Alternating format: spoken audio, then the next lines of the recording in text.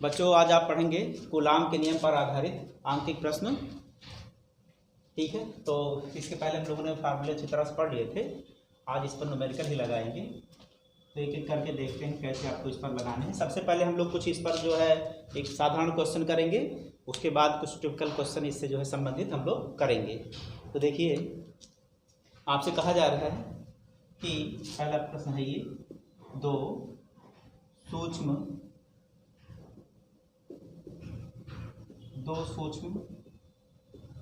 गोलों में, दो सूक्ष्म गोलों में से प्रत्येक में, दो सूक्ष्म गोलों में से प्रत्येक में 10 की घाते 5 इलेक्ट्रॉनों की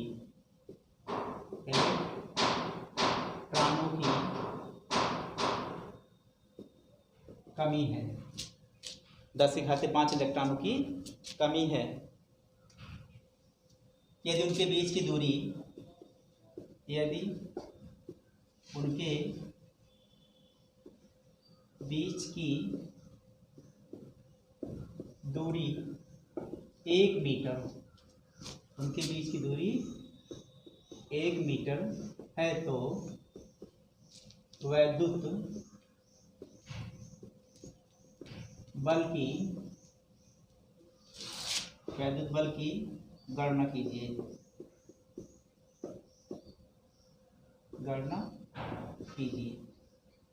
ठीक है बच्चों, अगर दिया गया है दो सूक्ष्म गोलों में से प्रत्येक में 10 की घाते 5 इलेक्ट्रॉनों की कमी है, तो यदि उनके बीच की दूरी 1 मीटर है तो वैद्युत बल की गणना कीजिए। कितना वैद्युत बल इनके बीच कार्य करेगा।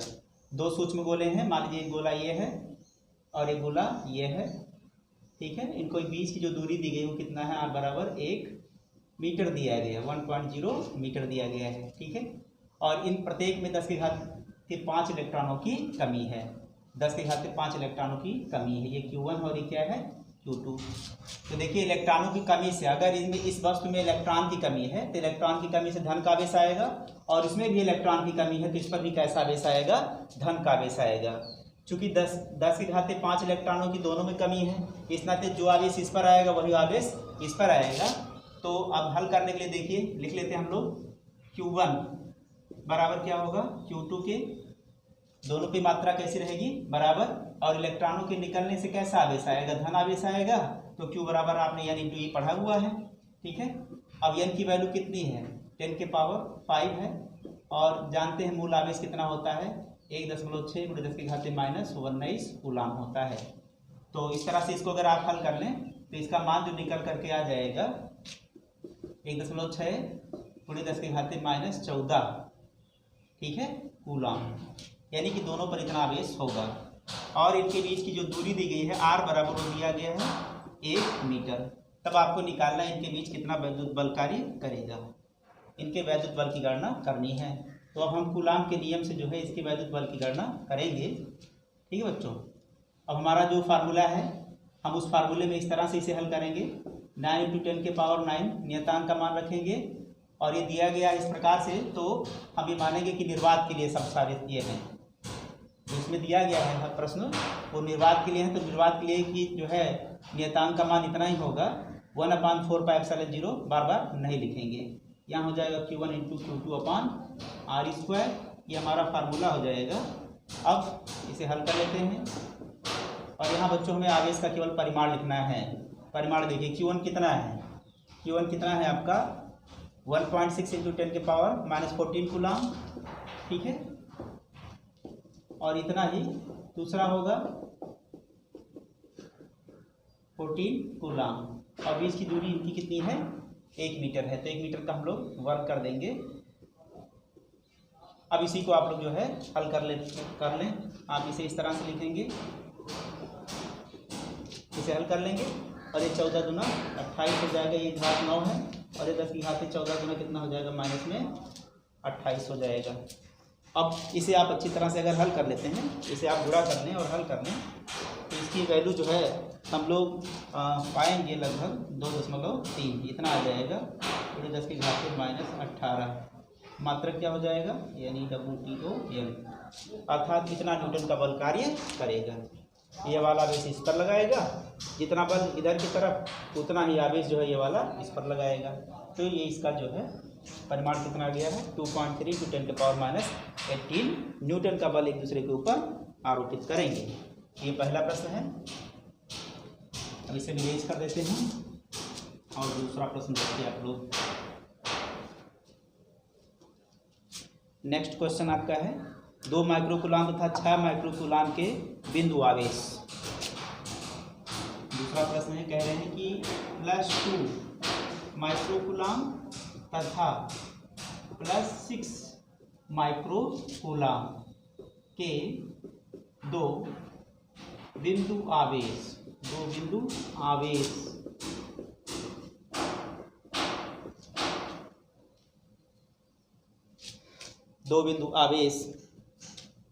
12 न्यूटन के बल से 12 न्यूटन के बल से प्रतिकर्षित करते हैं, प्रतिकर्षित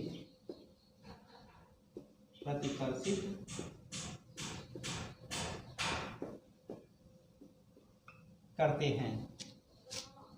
ठीक है, कहा जा रहा है 12 न्यूटन के बल से एक दूसरे को प्रतिकर्षित करते हैं। यदि इन आवेशों में से प्रत्येक को, यदि इन आवेशों में से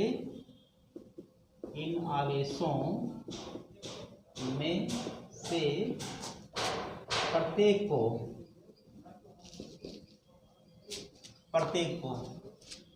-4 माइक्रोकूलाम का आवेश और दिया जाए तो कितना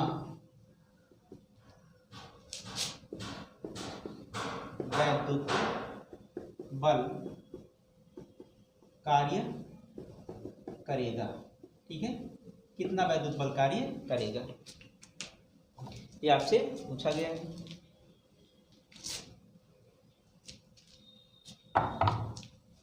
दो आवेश हैं यहाँ पर, ये Q1 है और ये क्या है, Q2 है। इनके बीच की दूरी कितनी है, R है। ये पर ये रखा है और ये मान लीजिए B पर रखा गया है।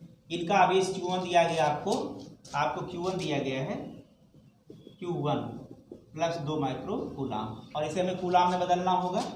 SI में चेंज करना है तो कूलाम में बदलने के लिए आप जो है 2 माइक्रोकूलाम में होगा 2×10⁻⁻6 कूलाम, और Q2 का मान 6 माइक्रोकूलाम दिया है प्लस में 6 माइक्रोकूलाम, तो आप इसे कितना लिखेंगे, 6×10⁻⁻6 कूलाम, दोनों धनावेश हैं। ठीक है, तो ये हमारा Q1 और Q2 है। अब कह रहे हैं कि अगर इनको -4 माइक्रोकूलाम का आवेश और दिया जाए तो कितना वैद्युत बल कार्य करेगा। ठीक है, तो इस वैद्युत बल की गणना करने के लिए सबसे पहले हमको ये Q1 और Q2 दिया गया है, F का मान दिया गया और R का मान निकाल लेते हैं। R का मान निकल जाएगा तो इसके पश्चात जो है हम क्या करेंगे, हमने जो आवेश को दिया है और दिया है ना -4 का, तो हम फिर से देखेंगे कि जब हम -4 कूलाम का आवेश इसे और देते हैं तो नया आवेश इस पर कितना आएगा। तो सबसे पहले क्या करते हैं, हम लोग बल की दूरी की गणना कर लेते हैं। तो पहली कंडीशन में जो आपका बल है वो दिया गया है, F1 दिया गया आपको 12 न्यूटन दिया गया है, और आपसे दोबारा कितना बल लगेगा, जब 4 माइक्रोकूलाम का आवेश दिया जाएगा, तो आपसे वो पूछा गया है। तो इसके लिए क्या करेंगे आप, सबसे पहले क्या करते हैं, दूरी की गणना आप लोग कर लीजिए। तो आप F1 बराबर लिखेंगे 9 × 10⁹, ये रहा Q1 × Q2/R², ये आप फार्मूला लगा लेंगे और यहाँ से R² की वैल्यू हम लोग क्यों निकालेंगे। R² की वैल्यू को निकालने के लिए अब देखिए Q1 × Q2, Q1 है 2 × 10⁻⁻6 कूलाम, और यहाँ पर Q2 कितना है, 6 × 10⁻⁻6 है, और आपका जो फोर्स है वो नीचे आ गया है, कितना 12 न्यूटन का है। ठीक है, तो देखिए 2 × 12 और 6 × 9 6 हो जाएगा, और इसे आप लोग आर स्क्वायर की वैल्यू को निकाल लीजिए। अब ये देखिए 6 गुना कितना होता है बच्चों, 12 होगा। आगे 9 हमारा बचा हुआ है, तो 12 में से 9 आप कम कर दीजिए तो आ जाएगा -3। ठीक है, ये आर स्क्वायर की वैल्यू आ जाएगी। आर स्क्वायर की वैल्यू हमारी आ गई। इतना नोट कर लेते हैं। तो आर स्क्वायर का मान हमने निकाल लिया है कितना, 3, 9 × 10 की पावर -3। अब अगर ये निकल गया है तो इसके पश्चात आपने आवेश दिया, ठीक है, आवेश दिया, तो आवेश देने के बाद में हम क्या करेंगे, आर स्क्वायर आ चुका है, आर स्क्वायर आपने निकाला 9 × 10 की पावर -3, ये निकाल लिया है। ये आपके आवेश जो है एक ए पर था और एक क्या है, डी पर है। वही दूरी कितनी थी, आर थी। ठीक है, अब ये पहले आवेश तो Q1 था और फिर Q2, 2 और 6 के थे। जब आपने प्रत्येक को 4 कूलाम का आवेश दिया, प्रत्येक को -4 माइक्रो कूलाम का आवेश देने पर, जब आप -4 माइक्रो कूलाम का आवेश देंगे तब क्या होगा, तो आवेशों में योज्यता का गुण है, आपको पता है, देंगे तो आवेश जुड़ जाएगा। तो ये पहला वाला हो गया Q1 डैश, और Q1 डैश में पहले क्या था, 2 माइक्रो कूलाम का था। आपने दिया इसे कितना दिया, -4 दिया, ये जुड़ गया और जुड़ करके कितना आ गया, -4 दिया आपने, तो जुड़ करके आ गया -2 माइक्रो कूलाम। ठीक है बच्चों, और इसी तरह से हम Q2 डैश निकाल लेंगे। तो देखिए Q2 कितना था, प्लस में 6 माइक्रो कूलाम था और आपने इसे कितना दिया, -4 दिया। अब इसके पास कितना बचा, +2 माइक्रो कूलाम। ठीक है, तो Q1 डैश कितना आ गया है आपका, -2 माइक्रो कूलाम, और Q2 डैश कितना आ गया है, +2 माइक्रो कूलाम। ठीक है बच्चों, अब इसको आपको कूलाम में बदलना है तो आप लिख सकते हैं 2 × 10 की घात -6 कूलाम, और यहाँ पर लिख सकते हैं 2 × 10 की घात -6 कूलाम। ये Q1 डैश और Q2 डैश। अब हमारा आवेश निकल चुका है। अब आवेश निकल चुका है तो हम लोग क्या करते हैं, अब इसको हल कर लेते हैं। ये दूरी भी हमें ज़रूरत है। अब इसके आगे हम लोग जो है लगने वाला बल हमारा F2 कितना होगा, F2 होगा 9 × 10 की पावर 9। अब लिखेंगे Q1 dash into Q2 dash, Q1 dash into Q2 dash upon R का स्क्वायर, आर तो वही है। ठीक है, अब हमें आवेशों का परिमाण रखना है, प्लस माइनस से मतलब हमारा नहीं होता है यहाँ पर। 9 × 10 की पावर 9। देखिए Q1 डैश का परिमाण क्या होगा, 2 × 10 की घाते -6 होगा, 2 × 10 की घाते -6 हुआ। और Q2 डैश कितना है, तो Q2 डैश इतना ही प्लस में था, तो हमें ये चिन्ह तो रखने नहीं इसमें। ठीक है, 10 की पावर -6 हो गया, ये आपने रख लिया। और दूरी आपने हल करके निकाली हुई थी, कितना आया था, 9 × 10 की पावर -3 आया हुआ था। ये इसे हल कर लीजिए।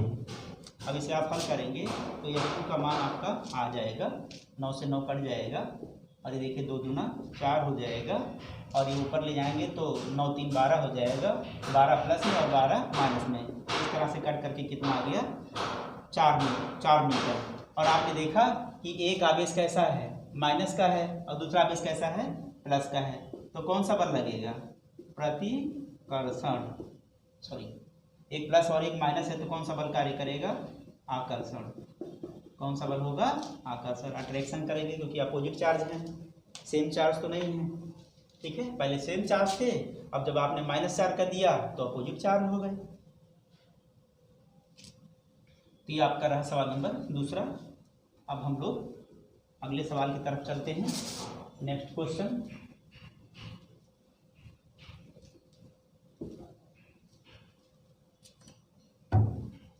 तीसरा। देखिए बच्चों, हमें पता है कि प्रोटॉनों और इलेक्ट्रॉनों पर जो है मूल आवेश के बराबर आवेश होता है। तो सवाल ये भी पूछा जाता है कि प्रोटॉनों के मध्य, प्रोटॉनों तथा प्रोटॉनों के कारण से लगने वाले वैद्युत बल और गुरुत्वाकर्षण बल की जो है तुलना कीजिए। ऐसे भी सवाल आ सकता है कि प्रोटॉनों और इलेक्ट्रॉनों के मध्य लगने वाले वैद्युत बल की गुरुत्वाकर्षण बल से तुलना कीजिए। तो कोई भी सवाल इस पर आधारित पूछे जा सकते हैं।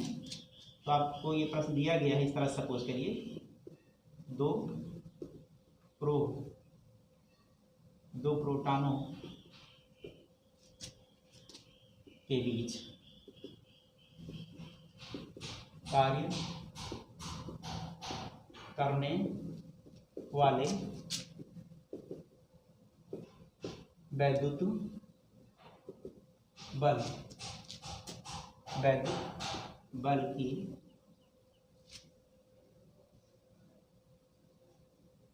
वैद्युत बल की गुरुत्वाकर्षण बल से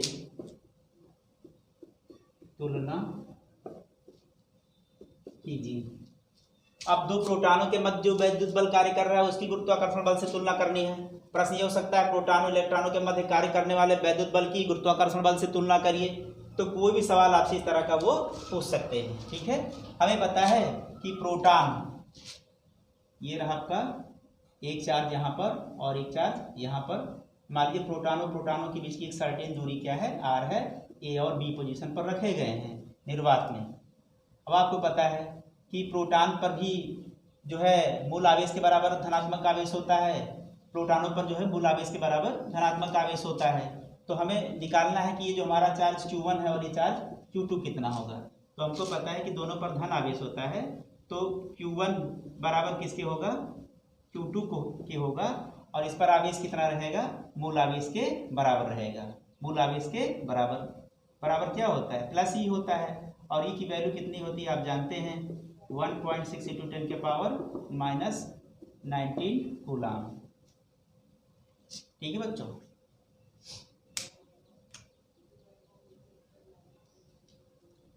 ये तो रहा इन पर आवेश की मात्रा, और दूरी हमारी कितनी है, r। ठीक है, ये आवेश की मात्रा होती है। और प्रोटॉन का द्रव्यमान क्या होता है,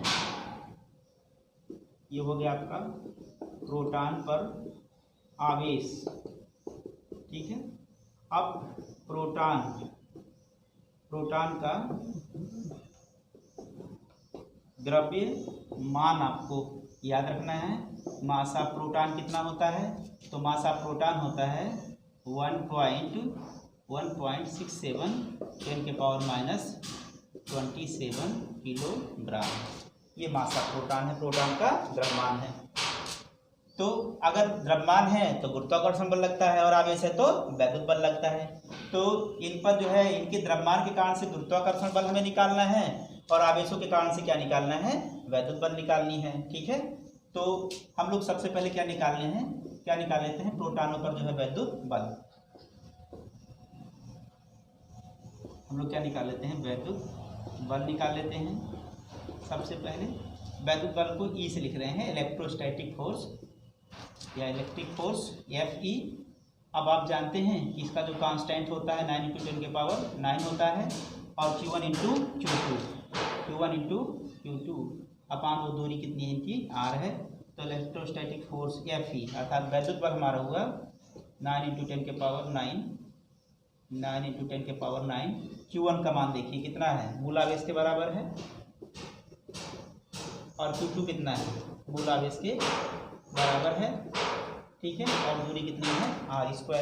तो ये रहा आपका वैद्युत बल Fe आपने निकाल लिया।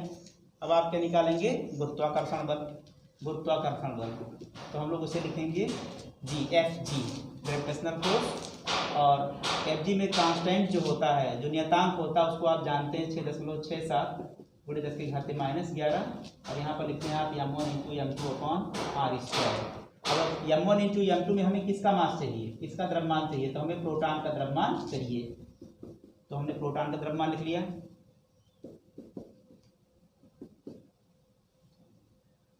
ठीक है, ये हो गया 11। और मास ऑफ प्रोटॉन यानी कि प्रोटॉन का द्रव्यमान कितना होता है, ये होता है 1.67 10⁻27। फिर से वही 1.67 10⁻27 अपान कितना हो जाएगा, r² हो जाएगा। ठीक है बच्चों,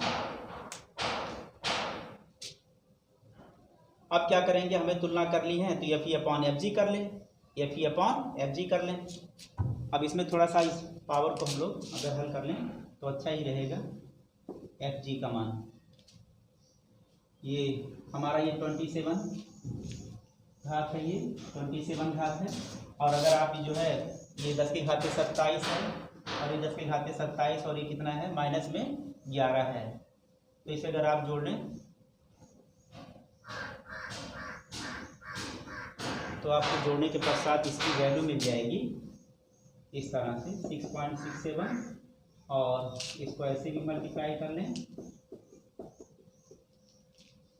और ये हो जाएगा 10 के पावर, देखिए 7 दूना 14 और 1 15, 2 दूना 4, 1 5 और 1 6, माइनस कितना हो गया 65 पावर हो गया इसका नेगेटिव में, और ये वैल्यू कितनी हो गई आर स्क्वायर।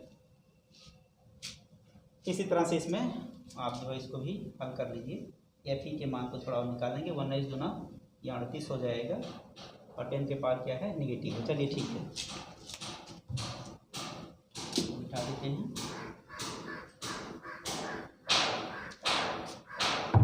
अब देखिए अगर आपको तुलना करनी है तो आप लिखेंगे F E upon F G. F E में कितना है आर स्क्वायर, जो ऊपर और नीचे होने के नाते कैंसिल हो जाएगा, तो एफ ई आपका कितना है 9 × 10 के पावर 9 और 19 गुना कितना होता है 38 होता है। 1.6 × 1.6 कर लीजिए, 19 गुना कितना हो जाएगा 38 हो जाएगा। और इसको आप कितना करेंगे 6.67, 1.67, 1.67 और यहाँ पर पास हो जाएगा -65। तो यहाँ पर जो है जब आप इसे ऊपर ले जाएंगे तो +65 हो जाएगा। अब +65 हो जाएगा तो इसको हम लोग पावर्स को ही ध्यान देंगे, F E upon F G 65, 5 हो जाएगा 70, 4 74, तो ये हो जाएगा आपका, ये देखिए ये ऊपर ले गए आप, इसकी पावर जो है यहाँ पर जुड़ गई तो 74 ये प्लस में हो गया और ये 38 उसमें से आपने घटा दिया। तो आपने अगर 74 प्लस में से आपको कितना सब्ट्रैक्ट करना है 38, तो यहाँ पर जो हो जाएगा 14 और 14 में से 8 गया 8 6 14, 6 में से 3 गया 3। तो आप क्या करते हैं इसको हल कर लें और हम लोग जो है अप्रॉक्सीमेट मान निकाल लेते हैं। ये सब जो है ये जो आंकिक वैल्यू है इसको हल करके जो है इसके आप अप्रॉक्सीमेट मान को निकाल करके हम लोग लिखेंगे। तो अगर हम लोग इसे लिखेंगे तो पावर्स को केवल हल कर लेते हैं, बाकी कटापिटी हो जाएगा। यहाँ पर देखिए जब हम इसको हल करेंगे तो हमारा कुल कितना आ जाएगा, अप्रॉक्सीमेट वैल्यू आ गई 10 के पावर 36, 10 के पावर 36। यानी कि हम ये कह सकते हैं कि जो हमारा वैद्युत बल है गुरुत्वाकर्षण बल की तुलना में कितना ज़्यादा है 10 के घात 36 गुना अधिक है। तो इस तरह से अगर देखा जाए तो जो वैद्युत बल होता है वो गुरुत्वाकर्षण बल से बहुत अधिक प्रबल होता है। ठीक है बच्चों, तो ये सवाल इस तरह के आपसे पूछे जाएंगे और आप इसको अपने दिमाग में अच्छी तरह से बैठा लीजिए। हमने तो प्रोटॉनों के मध्य तुलना किया है, आपको कह सकते हैं कि प्रोटॉन और इलेक्ट्रॉन के मध्य लगने वाले वैद्युत बल की गुरुत्वाकर्षण बल से तुलना करिए तो उसमें आपको प्रोटॉन का द्रव्यमान तो आपको पता है, हमने बताया प्रोटॉन का द्रव्यमान 1.67 होता है इंटू 10 के पावर जो है कितना 10 के पावर होता है आपका 27। लेकिन अगर इलेक्ट्रॉन के द्रव्यमान की बात करें, इलेक्ट्रॉन के द्रव्यमान की बात की जाएगी तो उसका द्रव्यमान हम लोग लगा देंगे उसमें 9.1 × 10 के घात -31 kg। और जब प्रोटॉन की बात आती है तो प्रोटॉन का वैल्यू कितना होता है 1.67 × 10 के पावर -27 किलोग्राम। ये अपने इनके द्रव्यमान है, ये प्रोटॉन का द्रव्यमान और ये इलेक्ट्रॉन का द्रव्यमान। तो जब आपसे न्यूमेरिकल पूछेगा कि इलेक्ट्रॉन प्रोटॉन के लिए तो प्रोटॉन का द्रव्यमान ये है और इलेक्ट्रॉन का द्रव्यमान ये है और आवेश तो मूल आवेश होता है। ठीक है,